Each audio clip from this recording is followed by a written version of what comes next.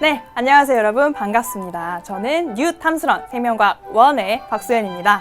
자, 이번 시간에는요, 우리가 지금 1단원에서 두 번째 내용이 생물의 구성 체제인데요. 이 부분의 마지막 내용이라고 할 수 있죠. 생명체의 구성 단계에 대해서 같이 공부를 해보도록 하겠습니다. 그런 다음에 우리가 그 내신 기초문제 몇 문제 같이 해결해보고 마무리를 할 텐데요. 자, 여러분들 실제 이 내용을 배우기 전에 한번 생각을 좀 해봅시다. 자, 식물이 있고요, 동물이 있어요. 식물은 뭐 나무도 있고 풀도 있고 여러 가지 종류가 있을 수 있겠죠. 동물에도 우리 사람 같은 동물도 있고 뭐 달팽이, 콩벌레 이런 애들도 다 동물인데요. 자, 식물의 몸을 이루고 있는 구성 체제, 구성 단계랑 이 동물의 구성 체제, 구성 단계가 같을 것 같아요? 아니면 다를 것 같아요? 우리가 그 앞서서 배웠던 세포 같은 경우에도 동물과 식물의 그 세포 소기관 구조가 약간 달랐죠. 종류들이. 그런데 이 구성 체제에 대해서는 어떨 것 같은지 한번 생각해 봅시다. 같을 것 같다고요? 다를 것 같다고요? 자, 그 여러 가지 자기 본인의 나름대로 근거를 통해서 이렇게 답을 얘기를 했을 텐데요. 이제 같이 학습 포인트 내용 점검을 하면서 이 질문에 대한 답을 알려드리도록 하겠습니다. 자, 이쪽에 한번 보실까요? 자, 여기 보시면요. 오늘 같이 공부할 내용은 생물체를 이루는 구성 단계에 대해서 배울 거예요. 저번 시간에 우리가 세포 하나에도 굉장히 수많은 소기관들이 들어 있었는데 이런 하나의 세포를 이루었을 때 이 세포 60조개가 모여서 이런 하나의 개체를 이룬다고 했죠. 선생님 같은. 그런데 그 60조개의 세포가 아무렇게나 마구잡이로 그냥 뭉뚱그려져 있는 게 아니고 굉장히 체계적으로 구성이 되어 있다. 이런 얘기를 했었는데요. 여기 보시면 생물체가 공통적으로 갖는 구성 단계는 세포, 그 다음에 이 세포들이 모인 조직, 그리고 이 조직들이 모여서 기관, 그 다음에 이 기관들이 모여서 개체라는 하나의 그 독립적인 생물체를 이룬다 하는 이렇게 4단계로 얘기를 해볼 수가 있겠습니다. 그런데 이거를 동물체와 식물체를 조금 더 그 깊이 들어가 보면 약간 세부적으로 다른 부분들이 있거든요. 어떤 부분이 다른지 한번 보면 세포로 시작하는 것 같아요. 그 다음에 개체로 끝나는 것도 같습니다. 그 다음에 세포들이 모여서 조직이 되는데 조직이 모여서 기관이 되고요. 여기까지 괜찮죠? 근데 기관들이 모여서 기관계라는 하나의 단계를 이룬다 하는 것이 동물체에만 있는 단계가 되겠고요. 그 다음에 식물체를 한번 보면요. 식물체도 역시 세포로 시작해서 이게 모여서 조직이 됐어. 그런데 이 조직들이 모여서 조직계라는 하나의 또 특수한 단계를 이루는 것을 볼 수가 있겠습니다. 그래서 동물에는 기관계가 있고 식물에는 조직계가 있어요. 뭐 뒷부분은 이제 기관, 기체로 갖게 되겠고요. 그래서 이렇게 여기에만 있고 여기에만 있는 이런 단계들에 조금 초점을 맞춰서 공부를 해야겠죠. 아무래도 이 부분들을 문제에서 많이 물어보게 되거든요. 자, 그 다음에 이것들을 다 정리해 보면 그 23페이지에 있는 내신 기초 문제를 같이 풀어보면서 해결해 보도록 하겠습니다. 자, 그러면 이제 다음 그림을 보면서 생물체의 공통 구성 단계에 대해서 조금 더 구체적인 설명을 해드리도록 할게요. 아까 봤듯이 일단 가장 기본이 되는 그런 단위는 바로 세포였죠. 세포. 우리가 1강에서도 얘기했듯이 세포들이 모여서 생물체를 이루는데 세포라 함은 생물체를 이루는 구조적이면서 기능적인 어떤 형태를 이루는 단위면서도 역할을 하는 그런 단위가 되기도 한다. 그래서 구조적, 기능적 기본 단위이다 하는 걸 배웠는데요. 이 세포들이 모여서 뭐가 되나? 조직이 됩니다. 조직의 정의를 보면요. 모양과 기능이 비슷한 세포들의 모임이에요. 여러분들 몸을 한번 생각해 볼까요? 여기 있는 이 우리 피부 표면에 덮고 있는 세포랑 그 다음에 우리 그 이 눈 점막을 이루는 요 각막을 이루는 요 세포랑 그 다음에 여러 가지 뭐 적혈구라든지 뭐 신경세포라든지 이런 것들 굉장히 다양한 종류의 세포들이 있잖아요. 그런 수많은 종류의 세포들이 있을 때 그 세포들을 조금 비슷한 것들끼리 묶어서 조직으로 만든 그 조직이라고 이제 정의를 한 거죠. 그래서 모양이나 기능이 비슷한 그런 세포들의 모임을 조직이라고 합니다. 그래서 우리가 조직 검사 이런 거 하게 되면 세포 덩어리, 비슷한 세포 덩어리 이렇게 떼어내서 검사하는 게 조직 검사잖아요. 그렇게 생각하시면 될 것 같고요. 그 다음에 이 조직이 모이면 기관이 되는데 그래서 비슷한 애들이 모인 게 조직이었어요. 그런데 서로 다른 조직들이 모여서 여러 조직들이 모여서 특정한 형태를 이루고 고유한 기능을 하는 단계가 기관입니다. 여러분들이 알고 있는 기관 뭐예요? 여러분들 이제 뭐 장기라고 얘기를 또 하기도 하는데 기관 하면 뭐 위라든지 간이라든지 폐라든지 이런 것들을 생각할 수 있는데요. 이렇게 써놓으면 여러분들이 이게 무슨 소리예요 하고 좀 그 혼동이 와요. 이렇게 국어 공부를 조금 우리가 많이 해야 되는데, 자, 그래서 특정한 형태를 이루고 고유한 기능을 한다는 거, 어떤 기능, 특수한 기능을 한다는 건 이해가 되는데 특정한 형태를 한다는 거는 정해진 어떤 모양이 있다는 얘기예요. 그래서 선생님이 이건 뭐라고 얘기를 하냐면 그림으로 그릴 수 있다. 그림으로 그릴 수 있는 형태다. 잠깐 얘기해보면 선생님 위는 이렇게 생겼어요.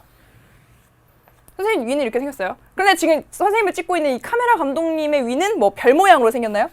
뭐 그런 건 아니죠. 그래서 위라고 한다면 어떠한 모양, 구체적으로 정해져 있는 모양이 있고 조금씩 다를 수는 있지만 일정한 모양이 있고 그 다음에 위는 소화라는 것을 담당하는 이런 고유한 기능을 가지고 있잖아요. 그래서 그런 것들이 기관이라고 얘기를 할 수가 있다 하고 정리하고 그 다음에 이 기관이 모여서 개체, 하나의 독립된 생물체가 된다 하는 거, 요게 큰 틀이라고 이해하시면 되겠습니다. 그러면 이 전체 공통 구성 단계에서 동물과 식물은 어떻게 좀 다른 점들이 있는지 하나하나 차근차근 보도록 할게요. 자, 그럼 여기는 좀 지워보고 이쪽 편으로 이동을 해서 같이 공부를 해봅시다. 일단 선생님은 동물이에요, 식물이에요? 선생님은 식물을 굉장히 사랑하지만 동물이죠. 우린 다 동물이에요. 그래서 동물의 구성 단계부터 볼게요. 첫 번째, 동물의 구성 단계.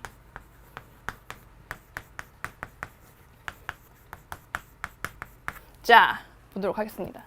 자, 그러면 동물의 구성 단계는 일단 똑같이 뭐부터 시작한다고요? 세포 단위부터 시작을 하게 된다. 그래서 세포가 모여서 뭐가 되고, 세포가 모여서 조직이 되고,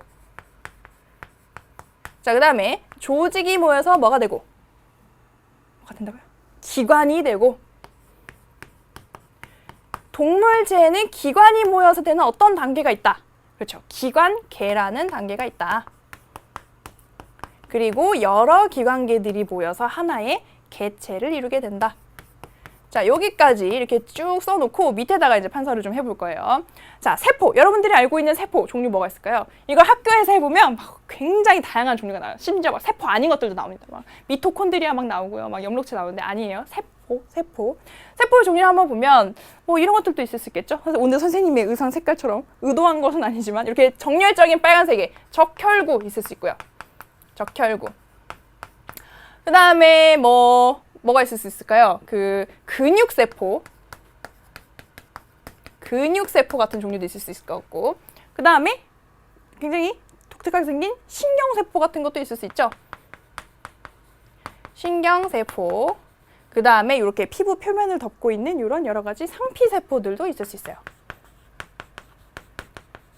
뭐 대표적인 종류들을 좀 적어본 거고 사실은 더 다양한 종류의 세포들이 굉장히 많이 있죠. 자, 이런 세포들의 종류들이 있을 때 이런 세포들 중에서 비슷한 것만 묶어서 이제 우리 조직 단계로 한번 묶어본 거예요. 자, 그러면 여기서 동물의 구성 단계에서 공부해야 될 것은 사실 이 조직 부분이 다다 이렇게 생각하셔도 됩니다. 조직에 어떤 것들이 있고 어떤 종류들이 있는지만 여러분들이 캐치를 하시면 여기는 다 끝났다고 생각할 수 있는데요.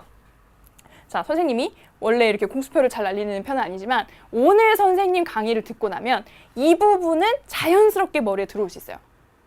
자, 선생님이 이전에 뭐 물질의 종류라든지 그 다음에 세포 소기관 이런 얘기를 할 때는 이거 오늘 들으면 다 외워줘요 이런 얘기는 안 했잖아요. 그런데 이 부분은 오늘 선생님 강의 들으면 다 외워서 여러분들이 나갈 수가 있습니다. 그리고 이 부분이 사실은 생물 부분에서 그렇게 재밌다고 생각할 수 있는 부분 아니에요. 약간 암기를 많이 요하는 부분인데 그래서 이 부분을 최대한 여러분들 머릿속에 선생님이 잘 정리를 해드릴 테니까 오늘 한번 열심히 들어보세요. 자, 이 세포들이 모여서 조직을 이루는데 조직의 종류는 4가지입니다. 동물의 조직은 크게 4가지 종류로 나눠지고요. 그걸 앞글자만 따서 어떻게 외우게 되냐? 결, 그다음에 근, 밑에를 조금 떼서 쓸 것들이 좀 있으니까 자, 근, 그 다음에 신, 상 이라고 우리가 주로 많이 외우게 되죠. 암기법으로. 결근을 하면 신상에 좋지 않다. 결근하면 아무래도 안 좋죠. 우리가 학교에도 무단 결석해봐요. 이렇게 무단 결석 다 체크됩니다. 여러분들 학교 잘 나가야 돼요. 특히 수능 보고 나서. 아직 먼 이야기지만 아무튼. 자, 결근신상으로 외우고요. 옆에 이게 다 앞글자들이거든요. 옆에다가 그 전체적인 내용을 써볼게요. 결은 결합 조직을 얘기해요. 자, 나 근은 머슬 근육 조직. 자, 그 다음에 신은 옆에 이제 힌트가 좀 있죠? 그렇죠. 신경 조직. 그다음에 상은 상피 조직. 이렇게 크게 4가지 종류로 여러분들이 이해를 하시면 될 것 같습니다. 자, 그럼 이 각각이 어떤 역할을 하는 애들로 묶어져 있는지를 좀 봐야겠죠? 이거는 밑에서부터 한번 올라가 볼까요? 상피 조직 같은 경우에는 표면을 보호해요. 보호. 피부의 표면을 보호하고 그 다음에 물질의 흡수, 분비 이런 것들을 담당합니다. 보호하고 물질을 흡수 분비하는 거. 예를 들면 뭐 피부 같은 것들, 그리고 그걸 이제 그 겉에 보호하는 보호 상피라고 얘기를 하기도 하고요. 피부 같은 것들. 그 다음에 뭐가 있냐면 물질을 분비하는 샘상피라고 하기도 해요. 샘상피. 그 다음에 다른 종류로는 우리가 감각이란 글자가 들어가면 여러분들 다 이런 신경 쪽을 생각하게 되는데 그렇지 않고요. 우리가 망막이라든지 이런 그냥 이런 상피 세포인데도 그런 감각을 입력하는 역할을 하는 그런 세포들이 있어요. 그래서 그런 것들을 감각 상피라고 얘기를 하기도 하고 우리 책에 예시로 망막이 써 있죠. 자, 그 다음에 뭐 어떤 것들이 있을까요? 흡수하는 역할을 하는 소장의 그런 상피들. 그래서 흡수 역할을 하는 상피들, 흡수 상피. 이런 종류들이 있을 수 있다 하는 거 좀 체크를 해볼 수가 있겠습니다. 자, 그 다음에 신경 조직 한번 볼까요? 신경 조직은 뭐예요? 별거 없죠? 그냥 자극이 주어졌을 때 자극으로 인한 흥분을 전달하는 역할을 합니다. 흥분, 전달하는 역할을 하고 이거 예시로는 뭐 신경세포 같은 것들 신경세포 중에서도 조금 더 나눠보면 감각신경 그 다음에 뭐 운동신경 이런 것들이 있을 수가 있겠죠. 자, 근육 조직 볼까요? 근육 조직은 우리 몸에서 어떤 역할을 담당할까요? 여러분들이 움직일 수 있게 만들어주는 그래서 그 운동을 담당하죠. 자, 움직임을 담당하게 되는데요. 이 근육 조직의 종류 한번 점검을 해보면 종류로는 크게 3가지로 나뉩니다. 여러분들이 의식적으로 움직일 수 있는 뭐 골격근이 있어요. 골격근은 여러분들의 대뇌에서 명령을 내려서 그대로 우리가 의지한 대로 우리가 의도하는 대로 움직일 수 있기 때문에 그거를 수위근이라고 해요. 수위 운동을 할 수 있다. 우리가 의도하는 대로 움직일 수 있다 해서 수위근이라고 표현하고요. 그 다음에 다른 종류로 뭐가 있냐면 심장근과 내장근 같은 것들이 있습니다. 이런 거는 마음대로 움직일 수가 없어요. 그래서 이거를 불수위근이라고 하죠. 불수위근. 의도대로 움직일 수 없는 근육들, 불수위근. 자, 봅시다. 이런 거, 팔다리 같은 거는 이렇게 파핀 되죠, 파핀. 파핀. 이게 내 대뇌가 명령을 내리면 파핀 된단 말이에요. 근데 여러분들 심장 파핀, 위장 파핀 이런 거 되면 그런 사람 없어요. 그런 사람이 나타나면 굉장히 이제 이슈가 될 건데 그런 거는 불수위근이기 때문에 있을 수가 없다 하는 거 안타깝지만 그렇죠? 자, 근데 우리 책에 보면 골격근과 심장근은 무늬를 특별하게 갖고 있어요. 그래서 가로 줄무늬가 나타나기 때문에 가로무늬근, 그 다음에 내장근은 그런 무늬가 없어서 민무늬근 이렇게 나눈다. 그렇게도 정리가 되어 있습니다. 이렇게 여러분들 보시면 될 것 같고요. 그다음에 마지막 결합조직. 짜잔. 자, 결합조직을 왜 맨 마지막에 얘기를 하게 됐냐면 다른 애들은 이름을 보면 그 역할이라든지 뭐 어떤 것들이 종류가 있을지 좀 예측이 돼요. 그런데 결합조직은 약간 생소할 수가 있어요. 그래서 한번 보면 일단 이름에서 느껴지는 거는 어떤 역할을 할까? 뭔가를 결합한다. 연결하는 역할. 다른 조직들 간에 연결하는 역할. 그 다음에 뭔가 지지하는 역할. 그 다음에 채우고 그런 역할들. 그래서 연결 지지 뭐 여기까지만 쓸까요? 연결 지지 요 정도 역할을 하게 됩니다. 그래서 결합 조직의 예시로는 어떤 것들이 있냐면 예시로는 여러분들이 잘 떠올릴 수 있는 지지 역할을 하는 뼈. 그 다음에 연결의 역할을 할 수 있는 뭐 힘줄이라든지 힘줄. 그 다음에 연골. 이런 것들은 잘 기억을 할 수가 있는데 나머지 2가지는 여러분들이 조금 추가적으로 따로 기억을 해주셔야 됩니다. 나머지가 뭐가 있냐면 잘 떠올리기 어려운 혈액과 지방세포 이런 것들도 결합 조직에 해당이 된다. 그러니까 혈액 같은 경우는 좀 떠올리기가 어렵지만 아무래도 다른 장기들 간에 이렇게 순환계를 통해서 뭔가 연결해주는 그런 역할을 한다. 뭔가 매개체 역할을 한다. 이렇게 떠올리시면 될 것 같아요. 다 채우는 역할. 그래서 혈액과 지방세포는 조금 특징적으로 알아두면 되겠다. 자, 굉장히 많게 보이지만 결근신상만 여러분들 머릿속에 갖고 있고 요 혈액, 지방세포 요 정도만 이해하시면 될 것 같습니다. 그래서 조직 수준에서 우리가 이해를 해봤고요. 자, 기관은 지금 뭔가 기관의 자리가 굉장히 협소한데 사실 별로 뭐 할 말은 없어요. 기관에 대해서. 기관 같은 경우에는 예시를 좀 따져보면 아까 얘기했던 위, 그 다음에 간, 뇌, 폐 뭔가 본의 아니게 한 글자씩만 나오는데 뭐 콩팥 뭐 이런 것들 예로 들 수 있겠죠. 선생님이 얘기했듯이 그림으로 그릴 수 있고, 그렇죠? 특별한 그런 기능을 하고 있는 것들, 그림으로 그리기 어려운 것들도 있어요. 근데 어려운 거지 못 그리는 건 아니에요. 자, 그런 것들이 기관이다. 그래서 그 하나의 예시를 좀 들어보면요. 위, 아까 선생님이 위를 잠깐 그렸었는데 여기 이쪽으로 가볼게요. 자, 위. 우리가 기관의 정의가 여러 조직들이 모여서 하나의 기관을 이룬다고 했었잖아요. 그래서 이 위라는 거 하나의 기관만 봐도 이 위에 안쪽 공간은 비어 있죠. 이렇게. 자, 그래서 이 위의 바깥쪽, 그 바깥 부분과 요 바깥 부분, 그 다음에 이 안쪽의 맨 바깥 부분, 이런 부분은 다 뭘로 이루어져 있냐면 상피세포들로 이루어져 있어요. 상피 조직이란 얘기죠. 상피로 이루어져 있고, 그 다음에 이 위 같은 경우는 어떻게 해요? 쉐키 이렇게 음식물을 이렇게 섞어주면서 운동을 하죠. 운동을 할 수 있다는 얘기는 근육세포가 있다는 얘기죠. 그래서 근육 조직도 여기 존재하게 된다.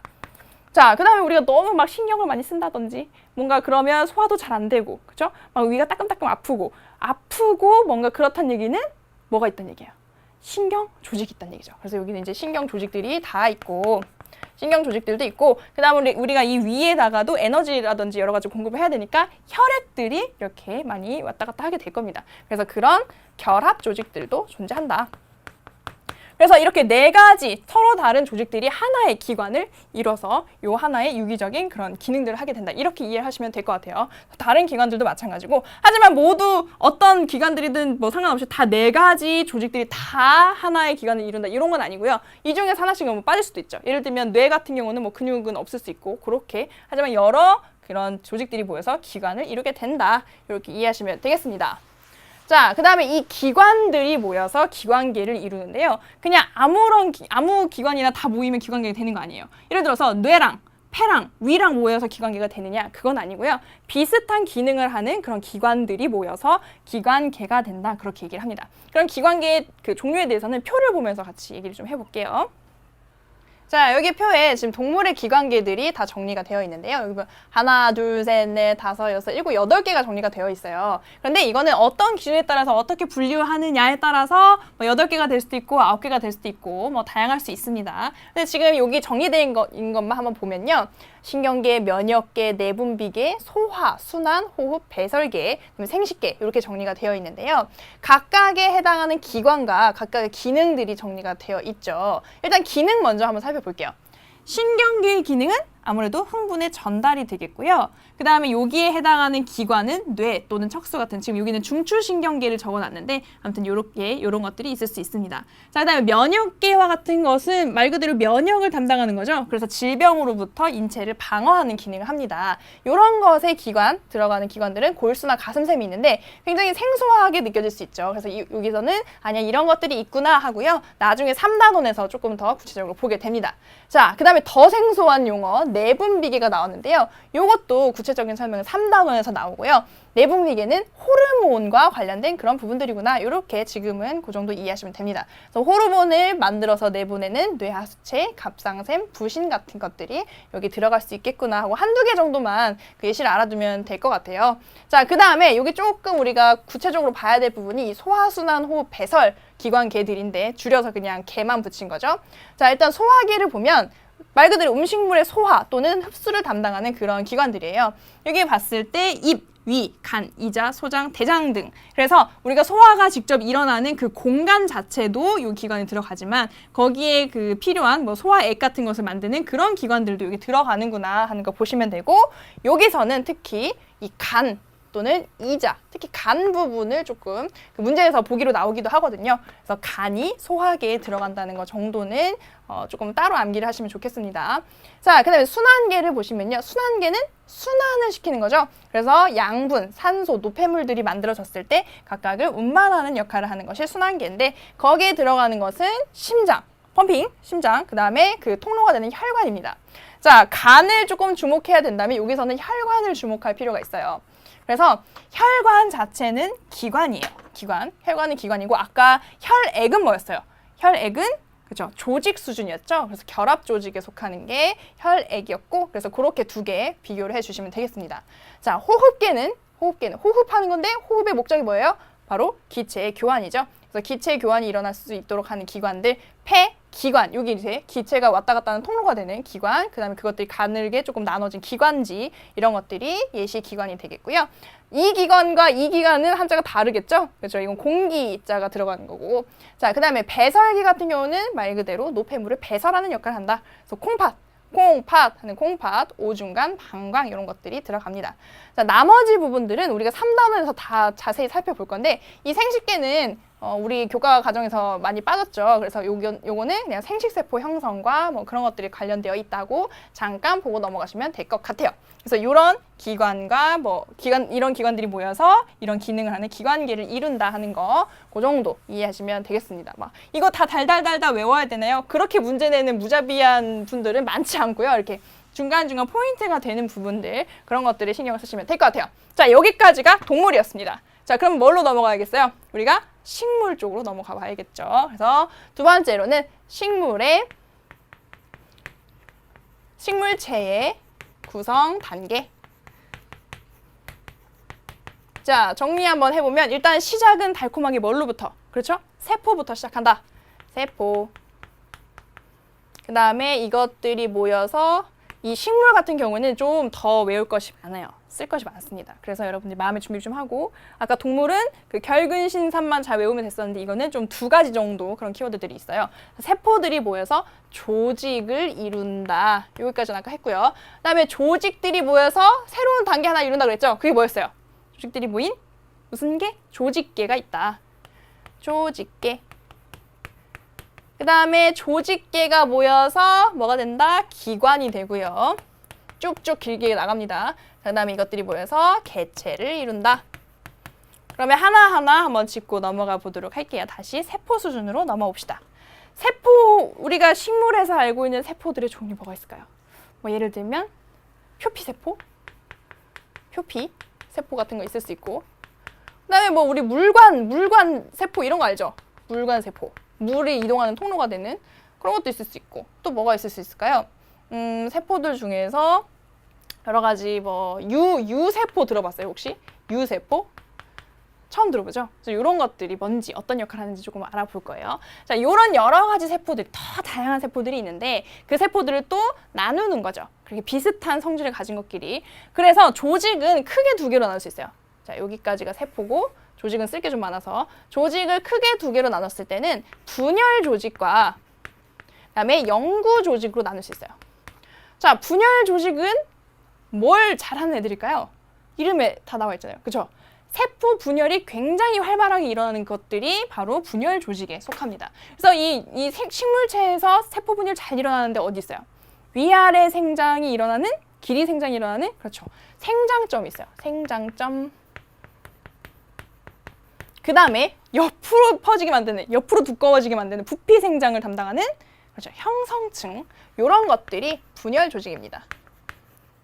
그러니까 이 부분은 무슨 특별한 어떤 기능을 한다기보다는 그냥 분열이 굉장히 많이 일어나서 세포의 수가 많아지고, 그래서 거기에 이제 생장을 일으키는 그런 부분들이라고 볼 수가 있겠고요. 그 다음에 영구 조직들은 뭘까요? 이렇게 분열의 결과 만들어진 세포들이 어떻게 돼서? 분화해서 독특한 모양, 형태라든지 기능들을 갖게 된 그런 영구 조직들이 있는데, 이 영구 조직을 또 4가지로 구분할 수 있겠습니다. 동물의 조직 4가지는 뭐였어요? 결근신상 해서 외웠잖아요. 근데 이 식물의 조직 중에, 그 중에서 영구 조직에 속하는 4가지, 이렇게 정리를 좀 해보면요. 여기는 유통표기,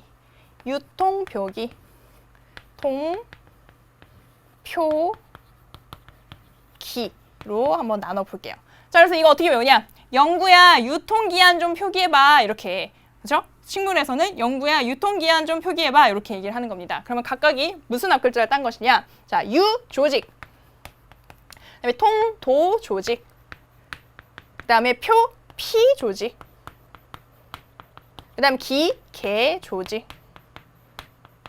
자, 요렇게 좀 나눠볼 수가 있겠어요. 그리고 또 밑에서부터 한번 올라오면서 이것들의 뭐 예시라든지 기능들을 좀 알아볼게요. 기계 조직 조금 생소하죠? 기계 조직. 기계 조직은 우리가 띠릿띠릿하는 그 기계의 느낌을 생각해보면 약간 단단하고 딱딱하고 좀 이런 느낌을 받을 수가 있겠죠. 그래서 이 기계 조직은 전체 식물체를 지지하는 그런 역할을 해주는 그런 조직이에요. 그래서 지지의 역할을 한다. 지지.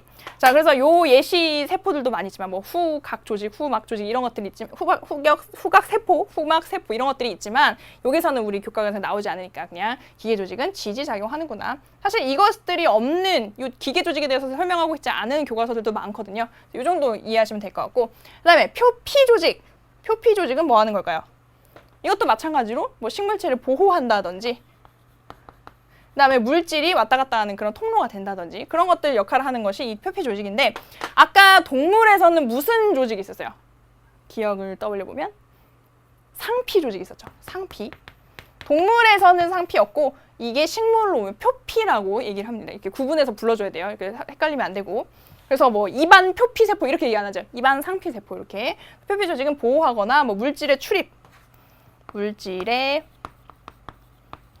뭐 그 흡수 같은 것들 이런 것들을 담당하게 되는 것이 표피 조직이에요. 표피 조직에 속하는 예시들은 뭐 여러 가지 있을 수 있는데 표피 세포라든지 표피 세포. 그 다음에 이거는 좀 여러분들이 떠올릴 수 없을 수 있는데 표피 세포, 표피 부분에 잘 보면 기공이란 것들 있잖아요. 잎의 밑에 면에 그 기공을 열고 닫는 역할을 하는 그런 공변 세포들, 공변 세포들이 이 표피 조직에 들어갑니다. 공변 세포. 그 다음에 이 뿌리에서 표피 세포 일부가 이렇게 쭉 길어져서 만들어지는 그런 뿌리털 같은 것들, 뿌리털 이런 것들이 표피 조직에 들어갈 수가 있죠. 이렇게 정리해 볼 수 있겠고요. 통도 조직은 뭐예요? 이걸 뜻풀이를 좀 해보면 통하는, 이게 길이란 뜻이잖아요. 통하는 길이에요. 뭐가 통하는 길일까요? 이 식물 안에 쭉 뻗어서 거의 고속도로 역할을 하는 그런 그 이동에 관련된 그런 그 조직이 되겠죠. 그래서 물질의 이동을 담당한다. 그래서 이런 것들의 예시로는 물관 또는 체관, 뭐 헛물관까지 우리 책에서는 얘기를 하고 있습니다. 물이나 무기염류, 무기양분이 이동하는 통로가 물관이고, 그 다음에 유기양분들, 그렇게 당분이라든지 이런 것들이 이동하는 것은 체관이라고 얘기를 하게 되죠. 자, 그 다음에 마지막으로 유조직인데요. 유조직은 약간 생소해요. 그렇죠? 그런데 나머지 것들은 사실은 이 유조직의 작용을 돕는 그런 조직들이라고 생각하시면 돼요. 유조직은 생명활동이 굉장히 활발하게 일어나는 조직들을 말합니다. 생명활동이 활발하게 일어나는 곳들. 그래서 뭐 그 광합성이라든지 아니면 세포 호흡이라든지 이런 물질 대사 같은 것들이 굉장히 활발하게 일어나는 조직들을 그 유조직이라고 해요. 나머지 것들을 빼고 그렇게 유조직이라고 넣어주시면 될 것 같고요. 여기서 생명활동이 일어나려면 뭐 이런 물 같은 것들도 공급이 잘 돼야겠고 겉에서 잘 이렇게 그 막아줘야 되겠죠. 여러 가지 것들을. 그 다음에 이 공변 세포들이 이거 뭐 여닫는 거를 도와야겠고, 아무튼 그런 식으로 해서 유조직의 그 작용을 돕습니다. 이 유조직의 예시로는 어떤 것들이 있냐면 여러분들 많이 들어봤을 거예요. 울타리 조직 들어봤나요? 울타리 조직. 울타리 조직. 혹시 책상 조직으로 배운 학생들 있어요? 여기서? 울타리 조직. 옛날엔 책상 조직이었는데 이름이. 그 다음에 뭐 해면 조직. 이런 것들이 유조직에 들어갑니다. 자, 울타리 조직, 해면 조직이 뭐죠? 이렇게 어떤 잎이 있어요. 잎이 이렇게 있을 때 이거를 이렇게 해서 단면을 본다고 생각해 봅시다. 그러면 단면이 이런 식으로 나올 수가 있겠죠? 요 단면이. 그러면 이 윗부분과 아랫부분은 표피세포들로 이루어져 있을 거고, 표피세포. 그 다음에 여기 군데군데 이제 공변세포들이 이렇게 존재를 할 수가 있겠죠. 그래서 표피 조직이 이렇게 있고요. 그 다음에 이 표피세포 바로 밑에는 이런 식으로 어떤 세포들이 굉장히 빽빽하게 줄 맞춰서 잘 이렇게 정렬을 하고 있어요. 그 다음에 이거를 현미경으로 보면 굉장히 짙은 녹색을 띠고 있습니다. 뭔가 이빨 같은데 아무튼 이렇게 빽빽하게 이따가 그림을 통해서 또 볼 거예요. 이런 세포들 우리가 울타리 조직이라고 해요. 울타리가 착착착 쳐져 있듯이 그렇게 정렬이 잘 되어 있는 세포. 여기서 굉장히 광합성이 활발하게 일어나게 되는 거죠. 그다음에 그 밑에 약간 구멍이 뚫린 것처럼 해성해성하게 이렇게 배치가 되어 있는 이런 세포들을 바로 해면 조직이라고 해요. 해면이 뭐예요? 스펀지를 생각하시면 돼요. 스펀지 사이사이에 구멍이 뚫려 있잖아요. 그래서 이렇게 뭔가 이렇게 잘 조직되어 있는 게 아니고 해성해성하게 되어 있어서 이름을 해면 조직이라고 붙인 거죠. 여기서도 이제 광합성이 잘 일어나는, 그래서 생명활동이 활발하게 일어나는 유조직이다. 이렇게 이해하시면 되겠습니다. 여기까지가 조직이고요. 그럼 이제 조직계로 가봐야겠죠. 조직들이, 비슷한 조직들이 모인 조직계를 한번 살펴봅시다. 조직계는 어떻게 외우면 되냐면요. 아까 영구야 유통기한 좀 표기해 했죠. 유통기한 표기해 그러면 영구가 대답하는 거예요. 아 그러면 관에도 표기해야 되나요? 관 표기. 그래서 조직은 영구야 유통기한 좀 표기해. 그 다음에 조직계는 관 표기. 그래서 이것들이 이제 모여서 어떻게 구성이 되는지 한번 봅시다. 관 다발 조직계. 그 다음에 표피 조직계. 조직계인데 다 쓰면 좀 길긴 하지만 표피 조직계. 그 다음에 여기는 기계 조직계는 아니고요. 기본 조직계. 조직계. 이렇게 세 가지 종류로 나눌 수가 있어요. 한번 의미를 볼까요? 관다발 우리 배웠잖아요. 우리 그 중학교 때도 배우고 초등학교 때도 배우고 이렇게 쭉 관으로 연결돼서 뭔가 이 양분의 이동이라든지 이런 것들을 관여하는 관다발 조직계 배웠을 텐데 이거는 여기서 보면 통도 조직이랑 통도 조직과 그 다음에 저기 있는 형성층이 합쳐져서 이 관다발 조직계를 이룹니다. 그러니까 형성층이 있는 생물도 있고 없는 식물도 있잖아요. 그러니까 있는 경우에는 형성층이 여기 들어가는 거죠. 그래서 통도 조직, 물관부, 체관부 이런 것과 이 형성층이 같이 관다발 조직계를 이룹니다. 어떻게 돼 있어요? 우리가 그 쌍떡잎 식물의 단면을 이렇게 잘라보면 이렇게 되어 있고 이렇게 안에가 구성이 잘 되어 있잖아요. 구조가. 그래서 요 동그라미를 기준으로 안쪽이 물관, 바깥쪽이 체관, 그 다음에 이 동그랗게 되어 있는 부분은 형성층, 뭐 이런 거 봉숭아 줄기에서 예전에 관찰해 봤을 것 같아요. 자, 그 다음에 표피 조직계는 말 그대로 표피 조직이 모인 거예요. 표피 조직. 조직들이 구성된 거. 그 다음에 기본 조직계는 남은 거 뭐 있어요? 기계 조직이랑 그 다음에 여기다가 유조직 더해준 거. 유조직. 요렇게 된 것이 기본 조직계다. 자, 근데 이렇게 그냥 정의를 하는 것만으로 이렇게 분류를 하는 게 중요한 게 아니고 왜 이런 조직계가 존재하는가 이런 것들을 여러분들 좀 생각해 봐야 되잖아요. 그럼 이쪽으로 잠깐 와볼게요. 여기 나무가 한 그루 있다고 쳐볼게요. 나무. 자, 대충 그립시다.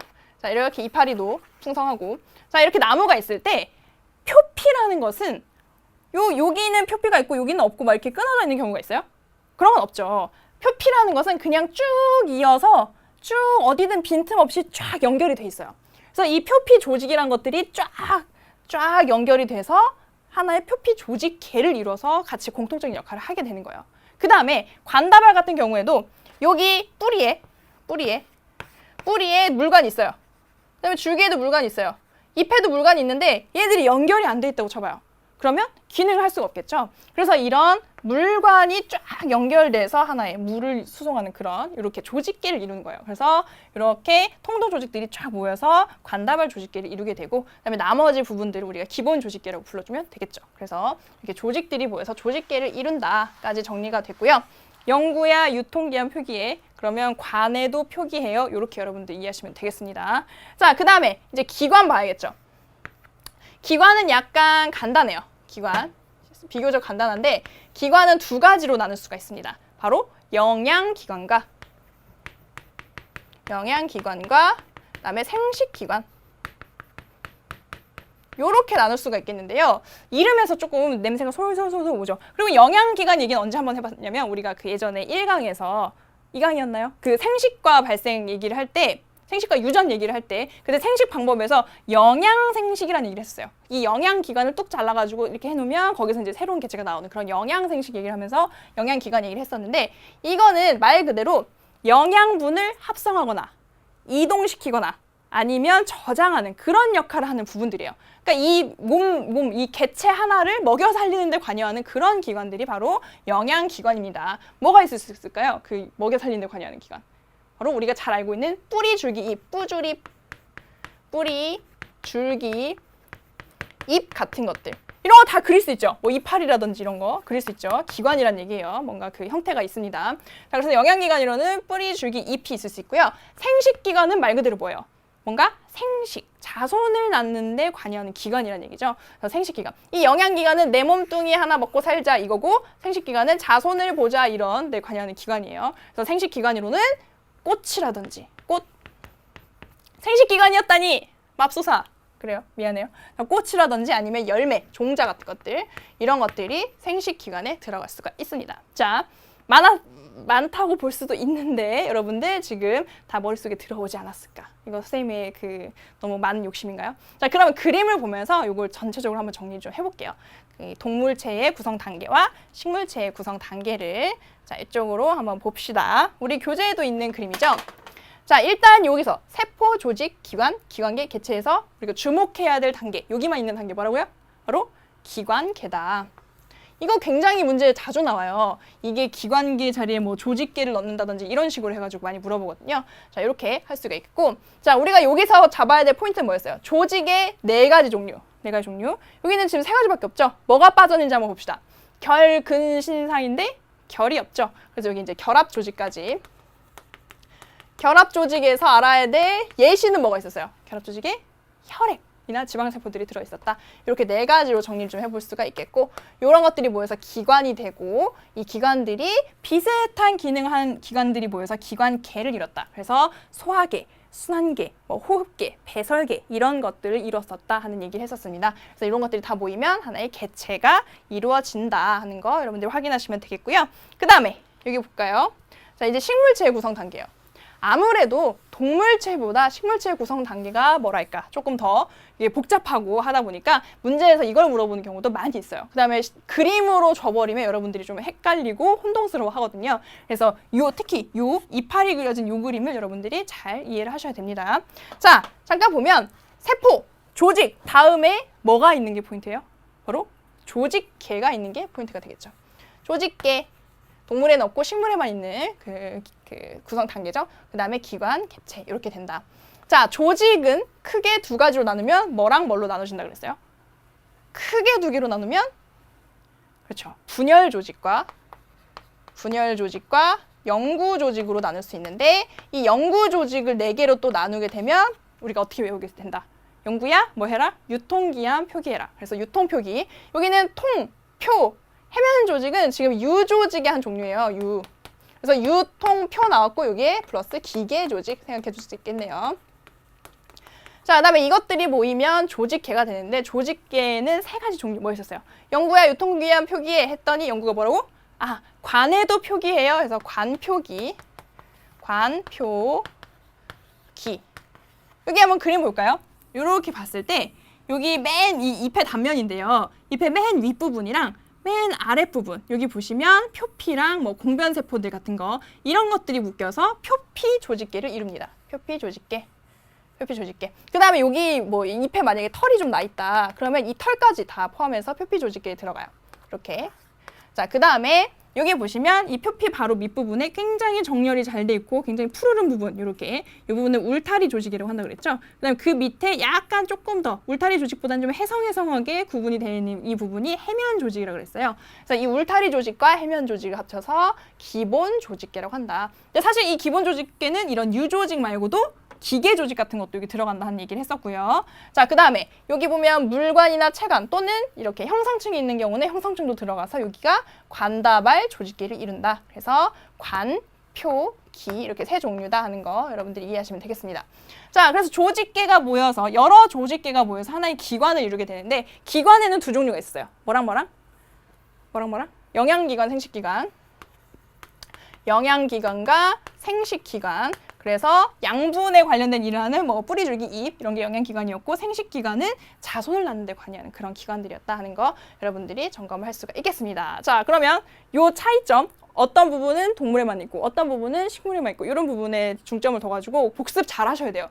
여기는 사실 한 20분만 공부하면 다 맞을 수 있는데 이게 너무 싫은 거야. 막 외워야 되고 재미가 없고 하니까 많은 학생들이 이 부분을 스킵했다가 나중에 피를 보는 거죠. 모의고사 봤는데 이게 나왔어. 두둥 했는데 막 거기서 틀리고 모의고사 하면 다행이죠. 우리가 내신 문제에서 그런 일이 있으면 안 되겠죠. 그래서 열심히 공부를 했으면 좋겠습니다. 자, 그러면 지금까지 공부했던 내용들을 조금 간추려서 정리하는 느낌으로 우리가 내신 기초문제 23페이지에 있는 문제들 조금 풀어볼 거예요. 그 내용들을 정리를 좀 해봅시다. 자, 이 부분은 사실은 먼저 문제를 풀어왔어야 되는데 이 내신 기초문제 이 페이지에 있는 것들은 그냥 바로 확인하는 용으로 좀 풀어도 괜찮겠다 해서 이번 시간에 집어넣었어요. 같이 한번 봅시다.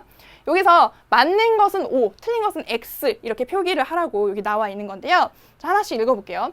물은 비열과 기화열이 작아서 체온을 유지하는 데 중요한 역할을 한다. O일까요? X일까요? 답을 얘기하면 X입니다. 자, 왜? 뭐가 틀린 거예요? 바로 비열과 기하열이 작은 게 아니고 크죠. 커서.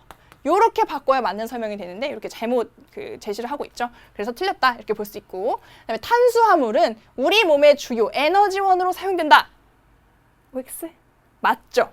그래서 굉장히 많이 섭취를 하지만 우리 몸을 이루는 비율이 적은 이유가 다 이미 사용해버려서 없어져서 그렇다는 얘기를 했었는데, 자, 그다음 세 번째입니다. 지질은 세포막의 주요 성분이며 1g당 약 4kcal의 열량을 낸다. 맞을까요? 틀릴까요? 반은 맞고 반은 틀렸어요. 그러면 틀렸다고 봐야겠죠. 자, 어디는 맞았나요? 세포막의 주요 성분인 건 맞아요. 누가? 인지질이. 그쵸? 그런데 뒤에 보면 1g당 약 4kcal의 열량을 낸다. 요거는 누구들이에요? 탄수화물이나 단백질이나 4kcal를 내지, 이 지질 같은 경우, 특히 그 지질 안에 들어있는 중성지방 같은 경우에는 9kcal. 아이고, 어머, 너무 열정이 과했어요. 자, 9kcal 열량을 내는 거였죠. 그래서 틀렸고. 자, 그다음에 네 번째. 단백질의 구성 단위는 아미노산이다. 요거 맞아요? 틀려요? 단백질의 구성 단위 아미노산 맞죠? 맞습니다. 자, 여기서 복습을 좀 해봐야 될 필요가 있는데, 여기서 굉장히 중요한 부분이니까 아미노산의 구조를 먼저 한번 좀 그려보면, 이렇게 중간에 가운데 탄소가 딱 있고, 이 탄소가 팔을 몇 개 뻗고 있다고 그랬어요. 몇 개? 4개를 뻗고 있다. 그래서 이쪽은 COOH의 카복식이, 그 다음에 이쪽은 NH2의 아미노기. 근데 이게 이쪽이 산성이어서 아미노기와 산성기를 갖고 있어서 아미노산이다 이렇게 얘기를 했었죠. 밑에는 공통적으로 수소를 하나 갖고 있고, 이 윗부분에 이 R 자리에 뭐가 오느냐에 따라서 아미노산의 종류가 달라졌었어요. 그래서 아미노산은 한 20여 종류가 있었죠. 그래서 우리가 몸에서 만들어낼 수 있는 아미노산도 있고요. 필히 먹어줘야 되는 아미노산이 있어요. 그래서 그런 것들이 필수 아미노산이라고 하는 거죠. 그래서 여러분들이 편식하면 안 되는 겁니다. 이것저것 열심히 잘 먹어야 돼요. 자, 그래서 이렇게 아미노산들이 어떠한 특정한 결합을 이루면 이렇게 길게 사슬이 되는데, 요 결합의 이름이 뭐였어요? 결합의 이름? 뭐라고요? 펩타이드 결합. 펩타이드 결합. 짬뽕을 좀 해볼까요? 이 펩타이드 결합을 만들어주는 세포 소기관의 이름 뭔가요? 리보솜이 이렇게 아미노산들이 이렇게 펩타이드 결합 만들어서 단백질을 만들어내는 그런 그 소기관이었잖아요. 그렇게도 짬뽕에서 좀 정리를 해 두셔야 됩니다. 그래서 그렇게 단백질의 구성 단위는 아미노산이고, 아미노산들끼리 펩타이드 결합이 이루어지면 쭉 긴 사슬, 펩타이드 결합이 많은 사슬, 폴리펩타이드가 되면서 이렇게 그게 잘 접히면 단백질이 된다. 이런 얘기를 했었죠. 자, 그 다음에 5번째. 헥산에는 DNA와 RNA가 있다. 맞나요? 맞죠? 헥산에 있는 두 종류, DNA와 RNA, 이런 얘기. 자, 그 다음에 6번째. 유전 정보를 저장하는 것은 단백질이다. 유전 정보를 저장하는 건 단백질인가요? O예요? X예요? 볼 것도 없이 X죠. 자, 선생님이 충격적인 얘기를 좀 해볼게요. 선생님이 작년에 이 부분에 대해서 그 시험 문제를 냈습니다. 객관식이었는데요. 그 보기가 이거였어요. 아직도 기억나요. 그 RNA가 잘 접히면, 특정한 구조를 이루면서 잘 접히면 뭐가 된다? 단백질이 된다. 그러니까 틀린 것을 골라라 하는 그런 문제였거든요. 보기들 중에서. 이게 답이었어요. 이걸 고르면 되는 거였어. 그런데 많은 학생들이 이게 맞다고 생각한 거죠. 이럴 수가.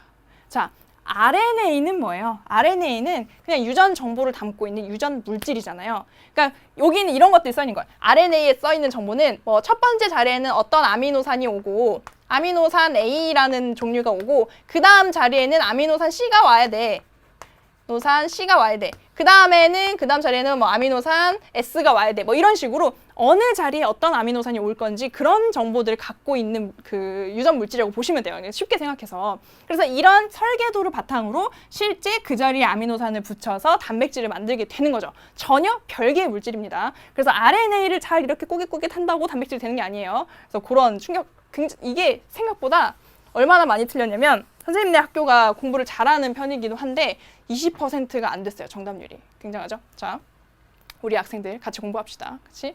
자, 여기 보면 그 다음에 7번째. 무기염류는 몸의 구성 성분이 되고 생리작용을 조절하며 에너지원으로 쓰인다. 자, 무기염류에 대한 설명인데 맞을까요? 틀릴까요? 답은 X입니다. 왜? 뭐 때문에? 이것도 반은 맞고 반은 틀려요. 앞부분은 맞았어요. 그런데 에너지원이 아니죠. 에너지원으로는 쓰이지 않는다. 그래서 틀린 설명이다. 이렇게 하나하나 정리해 볼 수 있겠습니다. 자, 다음 문제 볼게요. 이거 보면 우리가 저번 시간에 배웠던 세포 소기관에 대한 내용인데요. 자, 이 기역, 니은, 디귿, 리을, 미음, 비읍 해서 주고 있고요. 여기 설명에 따라서 맞는 것들을 짝지어주면 된다 하는 내용이에요. 여기 봅시다. 자, 단백질 합성을 담당하는 단백질 나왔으면 누구 와야 돼요? 아까도 잠깐 얘기했지만 리보솜 와야죠. 리보솜. 자, 리을 답이 되겠고요. 자, 그다음에 두 번째, 광합성을 통해 포도당을 합성하는 세포 소기관. 포도당 합성, 광합성 나왔으면 바로 엽록체 나와줘야죠. 그다음에 세포에서 핵을 제외한 나머지 부분 뭐라고 한다고 했어요? 세 글자? 그렇죠. 세포 질이다. 기억이 답이 되겠습니다. 다음 부분은 이렇게. 자, 유기물을 분해해서 ATP를 생산하는 세포 내 발전소다. 여기 별명도 나왔어요. 세포 내 발전소. ATP 생산 그리고 유기물 분해 나왔으니까 바로 미토콘드리아구나. 에너지 생산하는. 자, 그다음에 다섯 번째. 세포를 둘러싸고 있는 막으로. 그죠? 주로 인지질과 단백질로 구성되어 있으면 여기서 막자 붙이거는 미음, 세포막밖에 없고요. 그다음에 6번. 유전자가 포함된 DNA가 있으며 생명 활동을 통제하고 조절한다. 이런 얘기가 나와 있는데요. 자, DNA가 있어요. 뭐예요? 니은, 핵이 되겠네요. 자, 이렇게 해서 2번 문제 정리가 다 됐습니다. 자, 이제 3번 문제 마지막으로 한번 볼까요? 자, 여기 보면 우리 책에는 굉장히 복잡하게 나와 있어요. 복잡하게 막 그 줄을 잇게 되어 있는데 선생님이 이제 간단하게 추려봤습니다. 그래서 각각에 맞는 그 어떤 기관계인지 이름을 좀 써볼 텐데요. 자, 봅시다. 기체 교환을 담당하는 기관계. 호흡계죠? 호흡계. 그래서 예시로는 한 가지씩만 적어볼게요. 호흡계의 예시로는 뭐 폐라든지 이런 것들이 있을 수 있습니다. 자, 그다음에 인체 방어를 담당하는 거는 우리가 면역계라고 얘기를 하고요. 면역계. 세로로 써야겠어요. 그다음에 요거의 예시로는 뭐 골수 같은 것들 이렇게 엮어줄 수가 있습니다. 자, 그다음에 흥분의 전달. 신경계죠? 신경계. 그래서 이 신경계의 예시로는 뭐 뇌라든지 척수 같은 것들. 자, 그다음에 노폐물의 배설에 해당하는 것은 배설계라고 얘기를 한다 그랬죠. 이름에 써 있어요. 그 문제에. 자, 배설계. 여기에 해당하는 것은 콩팥 들 수 있겠죠? 자, 그다음에 호르몬의 생성과 분비. 호르몬 얘기 나오면 누구 나온다? 그렇죠. 내분비계. 내분비계. 그래서 여기에 해당하는 것은 뭐 뇌하수체라든지 이거는 나중에 3단원에서 더 꼼꼼히 할 거고요. 자, 그다음에 음식물의 소화와 흡수에 관련된 것은 그렇죠. 소화계. 소화계. 그래서 예를 들면 위라든지 이런 것들. 간 특별히 써줄까요? 간. 자, 그다음에 영양, 양분, 상소. 그다음에 노폐물 운반에 관련된 거는 그죠? 운반하니까 순환계죠. 순환계. 예시로는 심장. 그다음에 여기도 아까 하나 더 특별히 혈관. 여기에 속한다.